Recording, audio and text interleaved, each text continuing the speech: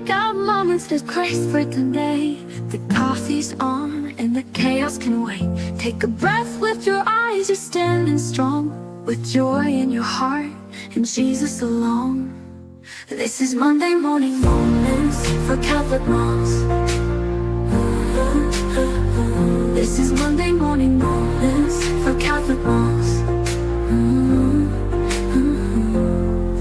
Wake up mama, there's grace for today. The coffee's on and the chaos can't wait. Take a breath, lift your eyes, you're standing strong, with joy in your heart and Jesus alone. This is Monday Morning Moments for Catholic moms.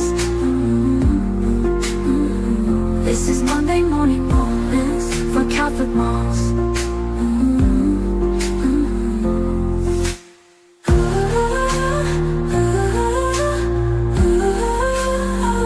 This is Monday Morning Moments for Catholic moms.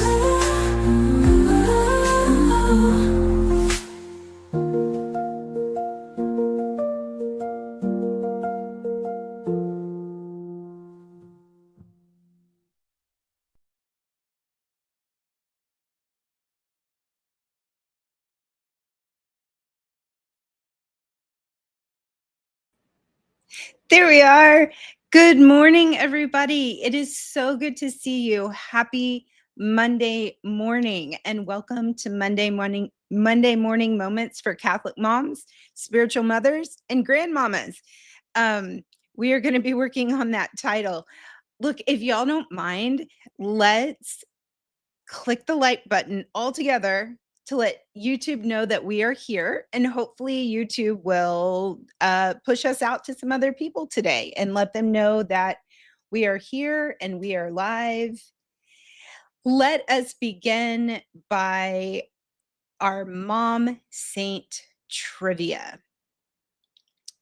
So this Catholic saint who has a feast day this week was born in Australia in 1842 and became the first Australian canonized saint.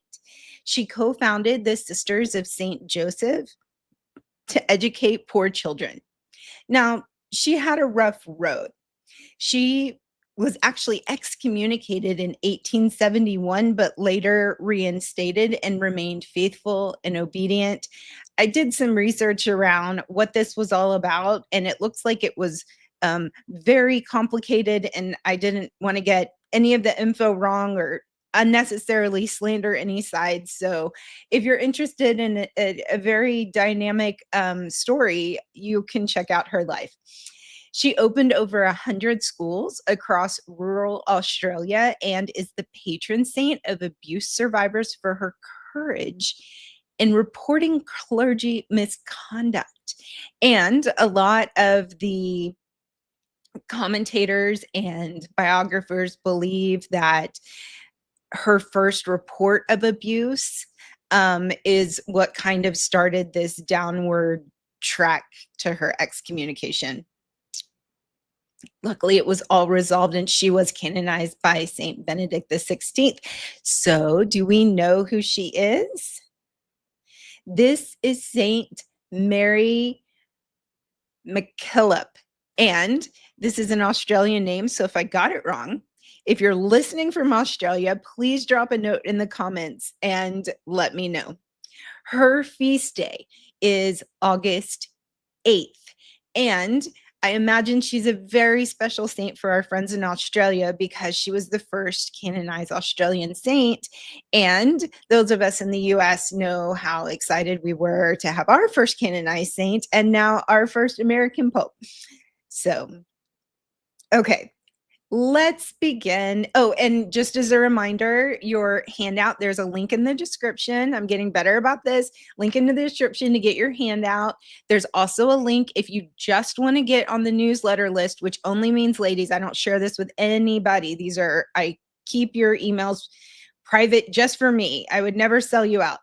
It just means that I will send you an email either Sunday night or Monday morning so you can have all this ready and you don't have to put in your email each time. But this is the handout and what it looks like this week.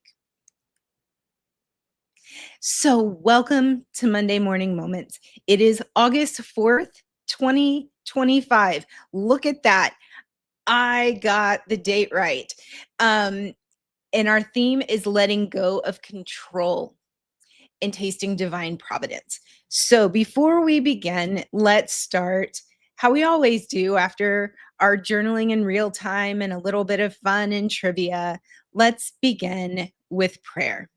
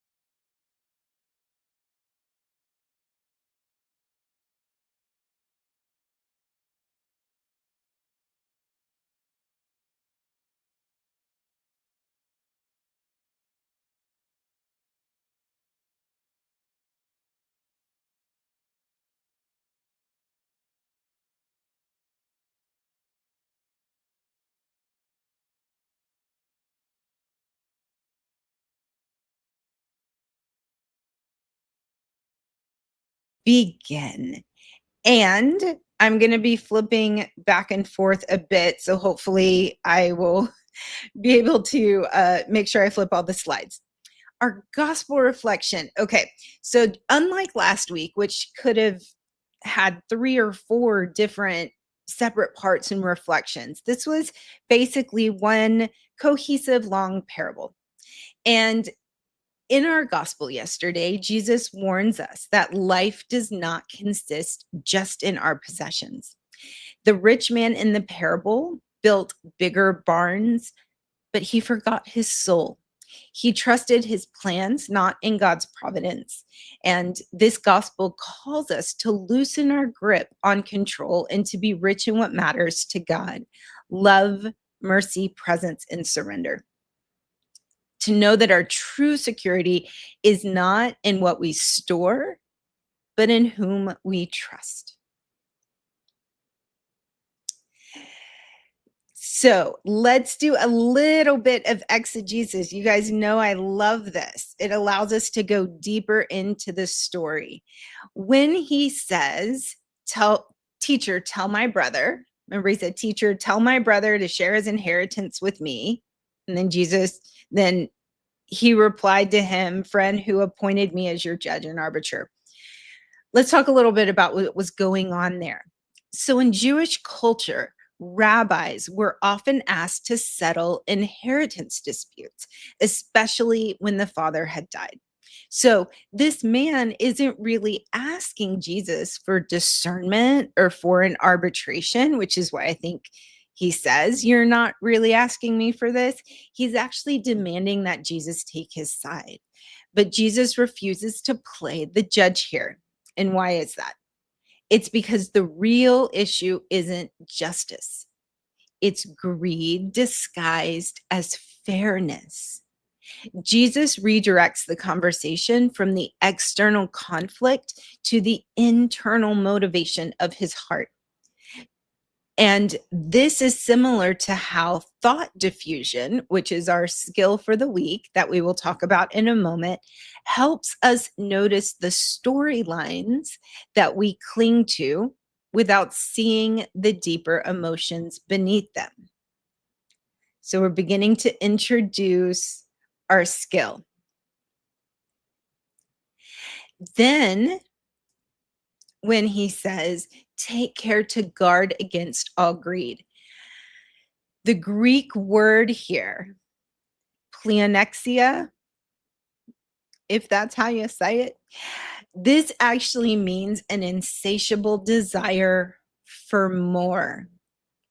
So whenever we're talking about greed in this sense, it's that insatiable desire for more. This gospel is not saying that physical things are bad.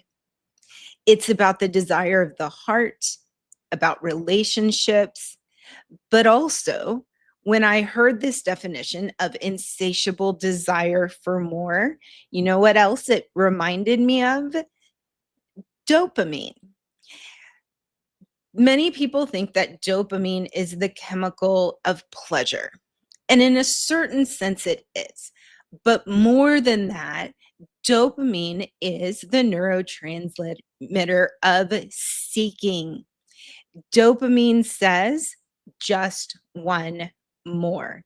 Dopamine is what gives us the motivation to act. So if you take rats and you engineer their brains, take out all the dopamine and the dopamine receptors, and they're on one side of the cage and they're hungry and the food is on the other, they won't get up and eat. They'll just starve.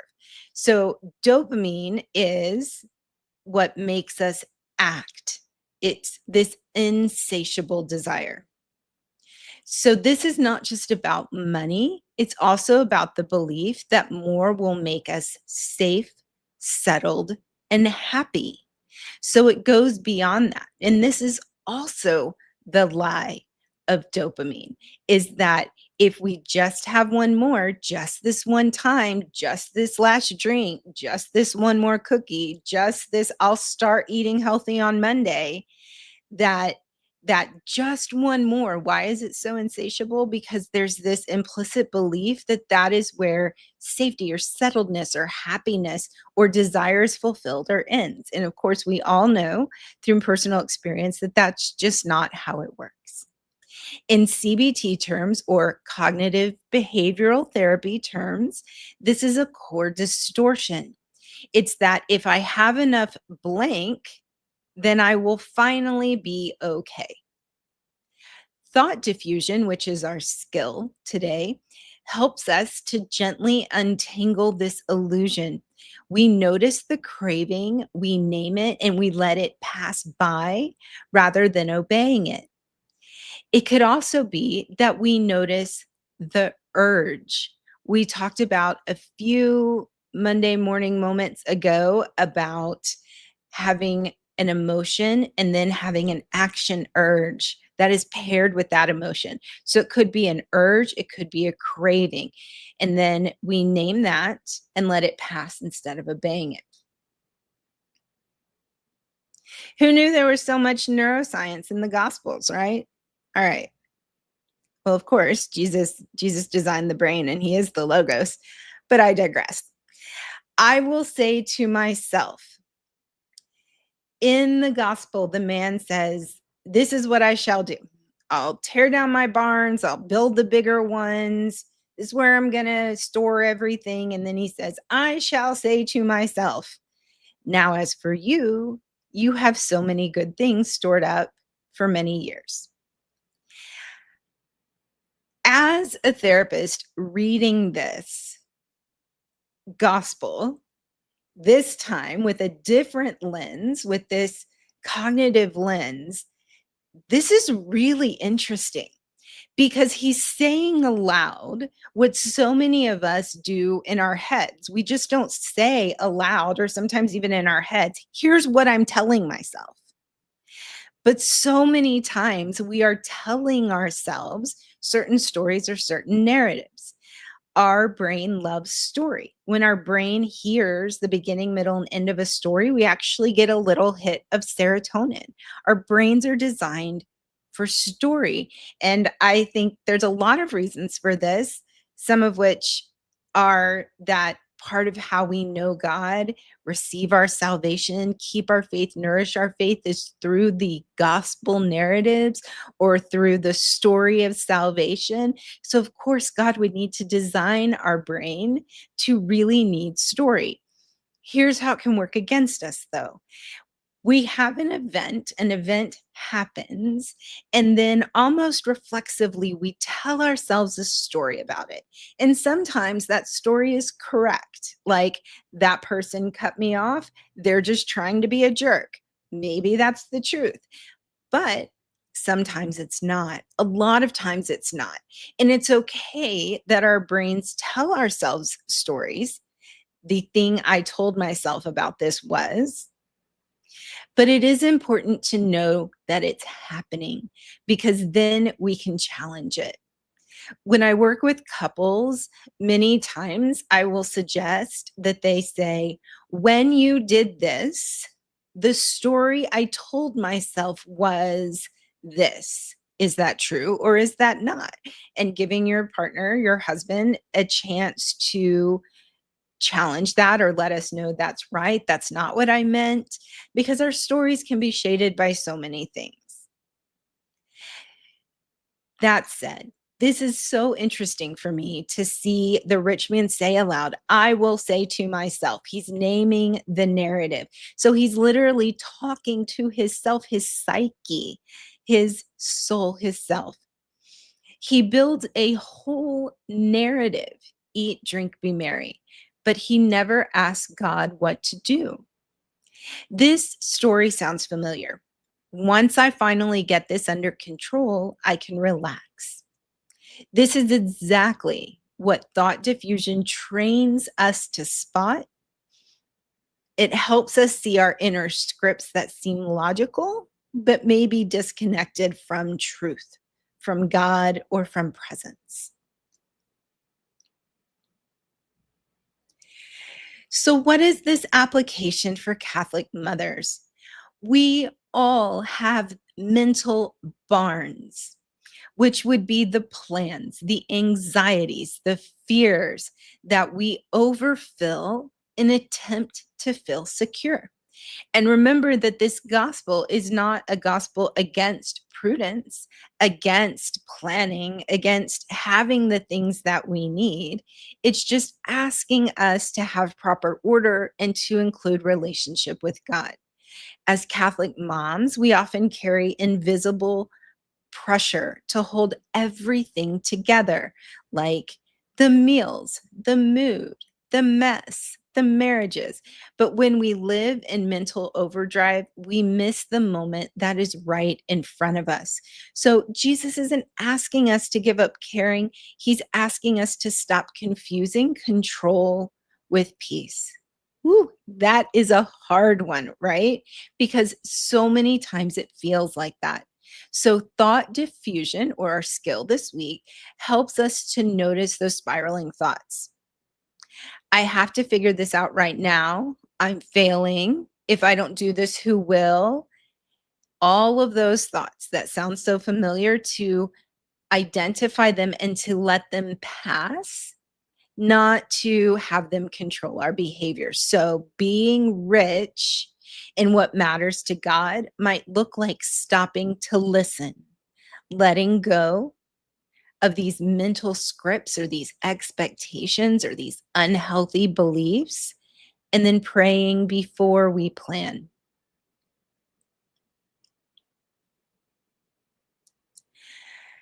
So, what is this thought diffusion, you ask? So glad you did. It's noticing without obeying. When your thoughts start spiraling, you do not have to believe everything you think. I say often to my clients, and you'll probably start hearing me repeat here again and again, feelings are real, but not necessarily true. You can learn over time to have a different relationship with your thoughts and with your feelings. Now, remember, I just said you can learn over time. So I know that it's not as easy as saying, well, just don't think about it that way or just relate to it in a different way. It does take time to learn this skill, but over time we can learn to have a different relationship. So this thought diffusion is a CBT or ACT skill that helps you create some space between you and your thoughts. I think back, particularly as a teen, how important this skill would have been for me if I had really known and understood, and maybe my teenage brain wouldn't have gotten it anyways, but to really know that I had a choice for how I would respond to my thoughts, to my emotions, to my urges, that I didn't have to just be taken along for the ride. The fusion is this idea that you and your thoughts or you and your feelings are one, they're indistinguishable, and that there's no space between them. So thought diffusion helps give us that space. Let's learn a little more about how we do this. What is this thought diffusion? We went over some of it, so we'll do this very briefly. Most of us live like this. If I think it, it must be true. If I feel it, I must follow it. But that is not actually how the mind or the spiritual life actually works. Thought diffusion helps us notice these thoughts without having to obey them. It gives us the space to say, this is a thought, not a command. It's a feeling, not a fact. So you are not your thoughts. You are the one observing them. You are the one watching them. Here are some common thought spirals you might recognize. I'm not doing enough. If I don't hold it all together, everything's going to fall apart. This means I'm a bad mom. I should be grateful, so why am I so overwhelmed? These thoughts feel automatic, but that does not make them true. And thought diffusion helps us step back from the thoughts. So here's how it works. We name it. I'm having the thought that I'm failing. We observe it. We notice it. We create distance, and then we decide. Here's what this looks like in real time. If the thought is, I'm failing as a mom, then the first step would be to say, I notice that I'm having the thought that I'm failing as a mom. You see how that creates a little bit of distance? I notice that I'm having the thought that I should be able to do this without as much struggle. I notice that I'm having the thought that I'm probably failing my kids. You can think of their thoughts too, like weather. If you're looking out a window and clouds pass by, you can watch them pass by. This is the difference between being outside in the rainstorm and being inside with a big window in front of you, watching it pass. And that storm is like your thoughts or your emotions. Another example that's given in the literature or the clinical suggestions is thinking about being on a train or in a car and watching the landscape pass. So you're observing. One last analogy, it's the difference between being on the stage in a play and being in the audience watching the play happen. Okay, enough analogies. We get it. This is what we're trying to do with our thoughts.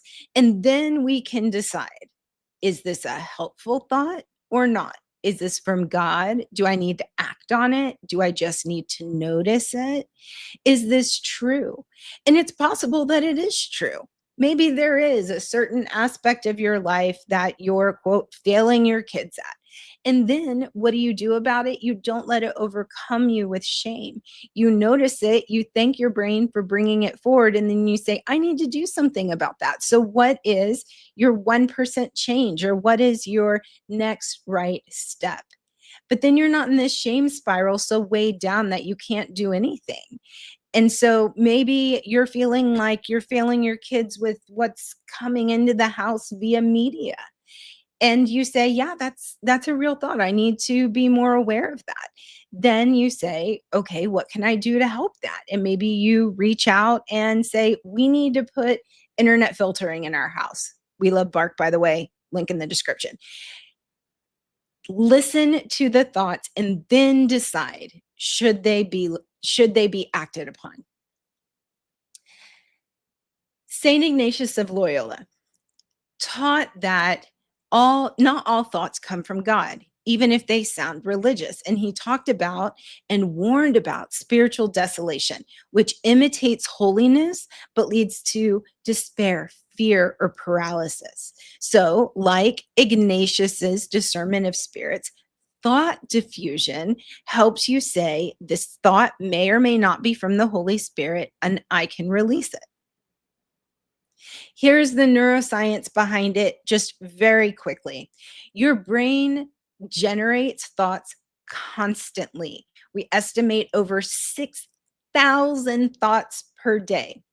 Thought diffusion activates the prefrontal cortex, which is this front part of the brain right behind your forehead, last one to finish developing, the reason and reflection part, and it calms the amygdala, which is your fear center. So we're thinking more than we're feeling.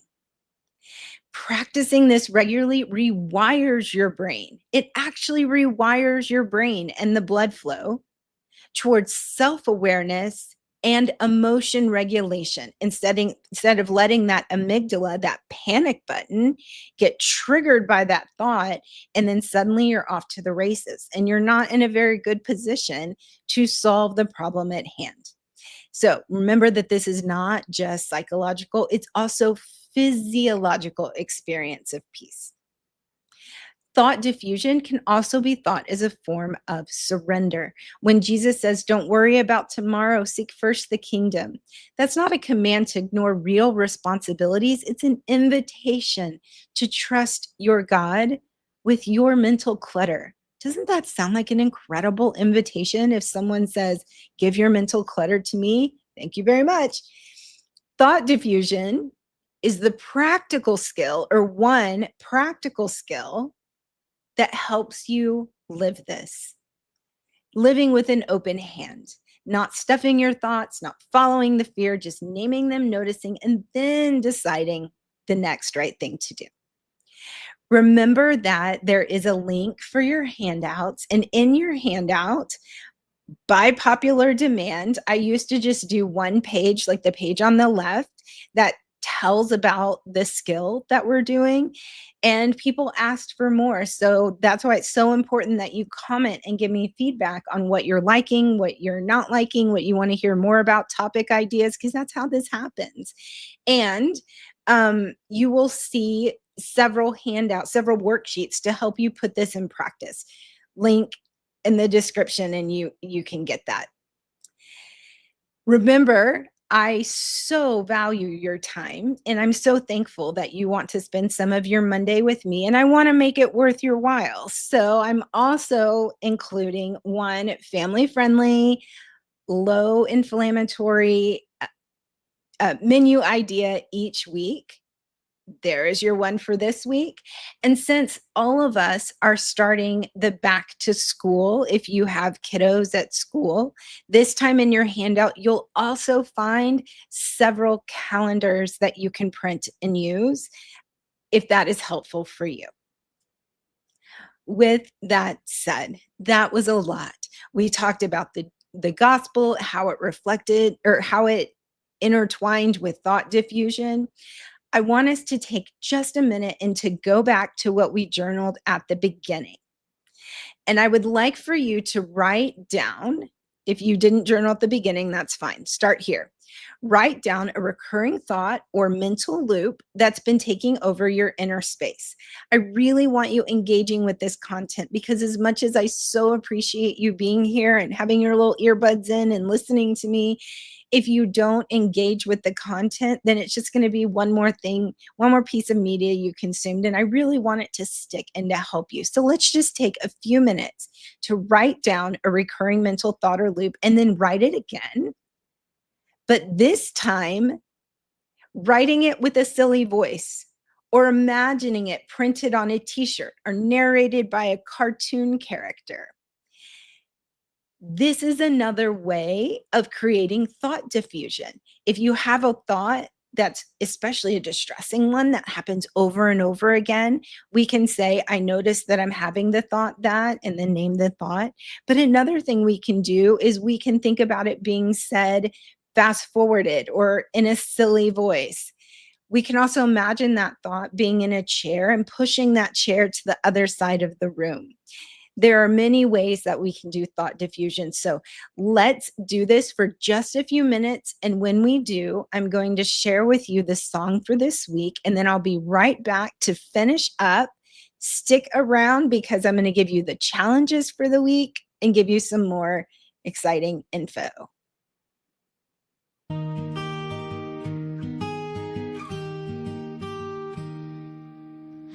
I build my life with careful hands,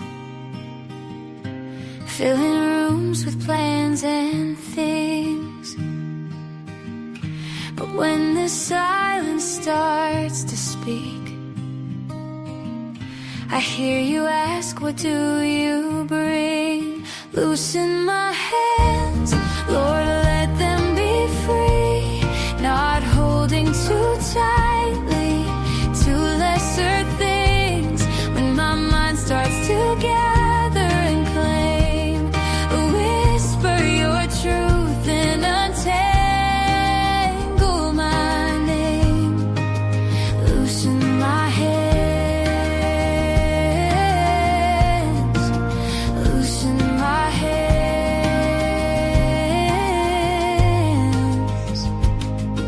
It's easy to think if I just had more, the worry would leave and peace would pour. But treasures in barns can't quiet the storm.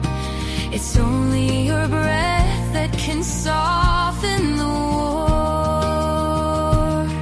I am not my thoughts, my plans, my fear. You call me beyond what I build here. So when I start clinging, remind me again, the kingdom is now and it's never in when. Loosen my hands, Lord, let them be free, not holding too tightly to lesser things. When my mind starts to gather and claim, whisper your truth and untangle my name. Loosen my hands, loosen my hands. Tonight my soul is yours to keep, not stored in barns, but held in peace.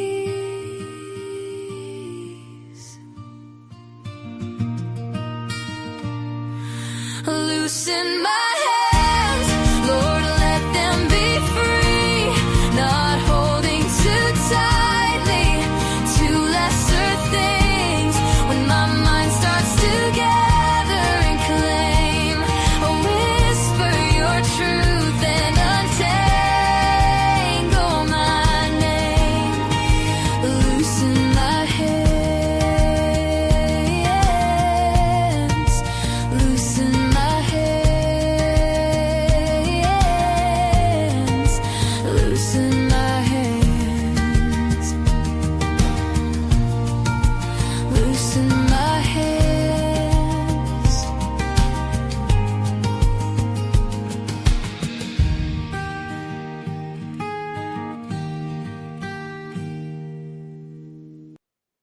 All right.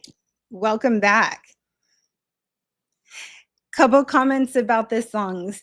For the most part, yes, I write the songs. I have them tidied a little bit. And then, as I mentioned last time, since I now have a paralyzed vocal cord and can't sing, I do have some software that helps me put it into a song. And then I can make adjustments, tell it which key I want it in, give it suggestions. I would be happy to post these songs. I'm so glad that y'all like them. I will go ahead and pull the song out and post it separately, if that's okay, in a YouTube playlist. So we'll just name the playlist Monday Morning Songs. And then what you can do is just press play and listen to all of them. And please share them with your friends. Y'all are welcome to share any of this content. I am many things, but a marketer I am not. So I am asking your help to let other people know we're out there. I did write several emails this week, seeing if some other channels wanted to collab. So, we'll see. Back to business. You know that I'm not going to leave you hanging. That part of what we do here at the Catholic Counseling Institute is give you real skills for real life, taking that theological and philosophical and psychological stuff that sounds and feels great when we hear it and putting it on the ground. What does that mean in real life? Here is your self challenge, your inner self challenge. This week, notice the top 3 negative thoughts that loop in your mind. Each time one comes up, pause and say, I'm having the thought that, and then ask, is this helpful, true, holy, or is it just familiar noise? Familiar noise can be unpleasant, but something familiar about it makes it feel comfortable. And that's how sometimes these things can stick around. Here's your challenge in your marriage. When you catch yourself replaying an internal complaint or prediction about your spouse, try this instead. Label the thought. I'm having the thought that he never helps unless I ask. Then breathe and notice the emotion and choose a wise, present response instead of reacting from a script. Here's an idea. Hun, when you get up from the table and sit down on your recliner and pick up your phone, the story I'm telling myself is that I'm the only one expected to do the work and that you're not seeing what I'm doing. Is that true? Notice that the way that you're saying it, there's something called prosody. If I have any speech pathologists out there, OTs maybe, prosody is the cadence of your voice. So extreme prosody is like when we talk to babies, oh, you're so sweet, little baby. It helps us learn the flow of the language. Prosody, not in that extreme. Of course, we don't want to be patronizing. That difference in the voice, I just did it right there. See, that helps disarm the other person. It lets them know I'm not coming at you with a dagger. I just want to share. And then you give your spouse the opportunity to say, oh, I didn't know you were feeling that way.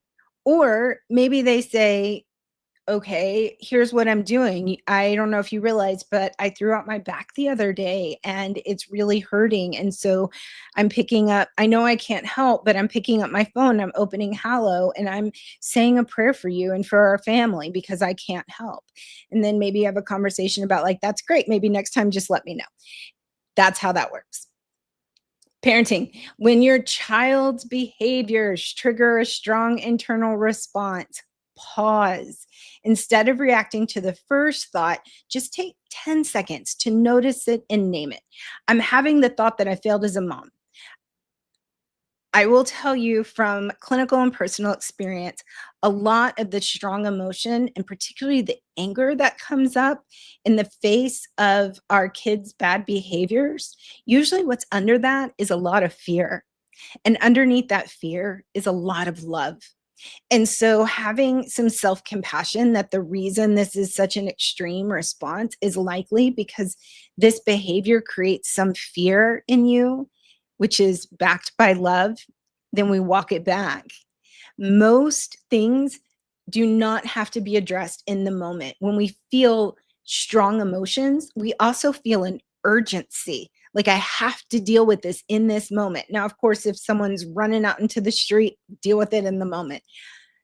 But even things that feel bigger, they can take 5, 10, 15 minutes, even maybe an overnight to think about as long as you come back to it and you can still effectively deal with the issue. So just be aware of that feeling, that urgency that's like, I have to deal with this right now. Here's your seasonal heads up. Back to school prep begins. So get all of those supply list printed. The Feast of St. Dominic is August the 8th. This is a great time to return to the rosary. Planning your fall schedule. My kids are not huge fans of this, but I strongly believe in keeping a paper planner. I make them keep a paper planner, and I'm going to ask you to keep a paper planner too. Even if you also have a digital one, I do have a digital one, but I think there's something about seeing a planner knowing where you are in space, that can be really helpful. And I don't want you to have to spend money. So of course, in your handout, I gave you some calendars that you can use as planners. However, if y'all like to know my favorite planner, I will drop it in the comments there. And remember that you don't have to do everything right now. We just have to get ready for the first week. You can donate old clothes, school supplies that can be used by others.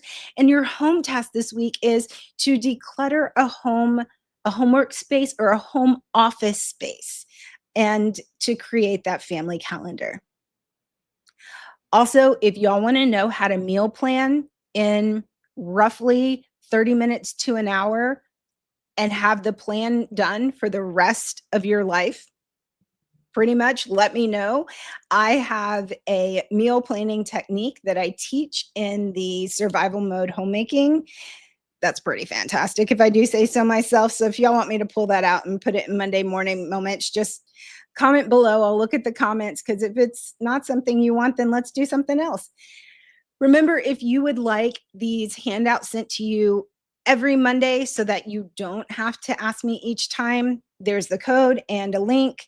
That survival mode homemaking course is up and ready. So there's the link, and use your coupon code for Monday Morning Moments for Catholic moms. It's in the description. It's already not an expensive course, but of course, for my lovely ladies that come and join me on Monday, I have a coupon code for you. You don't need a coupon code for surviving the first 30 days after betrayal, after infidelity or pornography disclosure. These courses are free and will always be free for you and for anybody else who may need them. I know some of the priests in the Archdiocese of San Antonio are giving out cards that have these.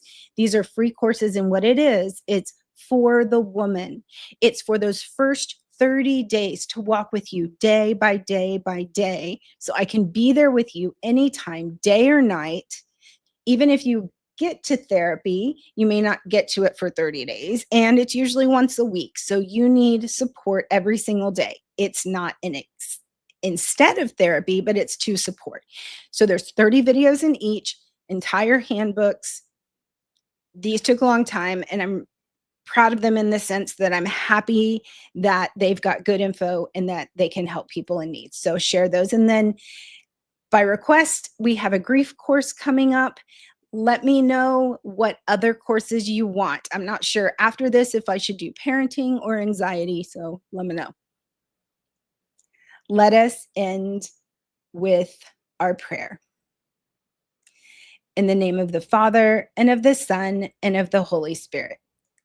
Jesus, thank you for reminding us that our thoughts are not the truth. You are the truth. Thank you for reminding us peace does not come from perfect plans or big barns, but from your presence, your providence, and your promises. Help us leave today with lighter hearts. Help us notice our thoughts without obeying them, to catch the spiral before it begins, and to choose you again and again over fear. Teach us to store up what cannot be lost: compassion, mercy, presence, love. Give us the grace to raise children who knows where true treasure lies. Jesus, make us rich in what matters to you. Amen. In the name of the Father, and of the Son, and of the Holy Spirit. Thank you so much for spending your Monday morning with me. The free handout link, is in the description. I will put up the song separately and create a playlist in case you need a playlist to put in your earbuds when you're hanging out and doing all of the back to school or the cleaning. I will make sure we get that. If you have any suggestions, things you want to hear, let me know in the comments. That's how I build content and want to serve you. So let me know what you need to hear more about. Please feel free to share this, to subscribe, like all of the things. It really does help let YouTube know, hey, this isn't just an empty channel here. People are here. People like this, and then they'll send it out to other ladies who don't know we're here. So if it's a good free resource, let's share it with our sisters. I hope you have a fantastic week, and I will be right back here ready to journal and pray and learn with you next Monday at 9.